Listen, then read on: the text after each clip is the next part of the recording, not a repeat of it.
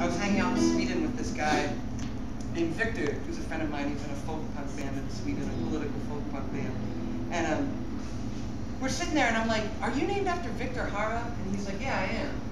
And Victor Jara was this socialist folk singer in the 60s and early 70s in Chile. And he was murdered by the fascist soldiers backed by the CIA in what was called the other September 11th, when the CIA overthrew Chile's first democratically elected government. Shortly before that, we had overthrown Guatemala's first democratically elected government and Iran's first democratically elected government, which seems to be the thing that the U.S. is best at in the world, is overthrowing people's first democratically elected government. They're really good at it. We got a really great record for it. Anyways, Victor Jara was murdered, and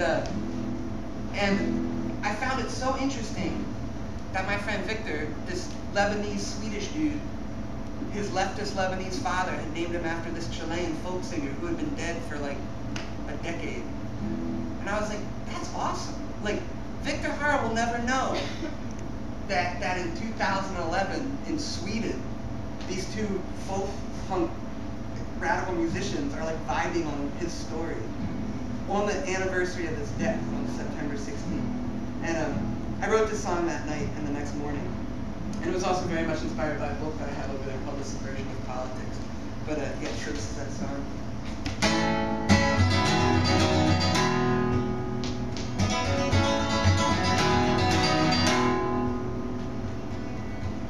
Well, it's best to know the worth of what you got before it's gone.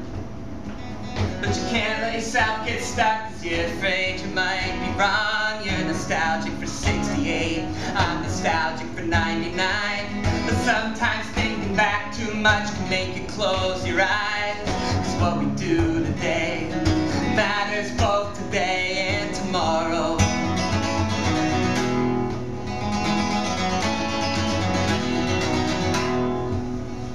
Well, the point of learning history is to build something new.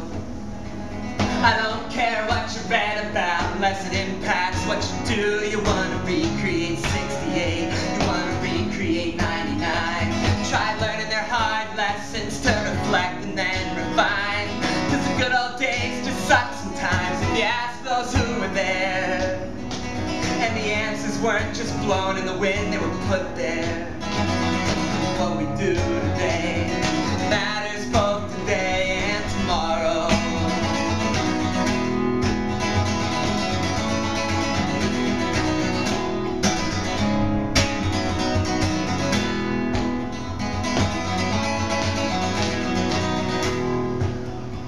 But history gets simplified with the passing on of time.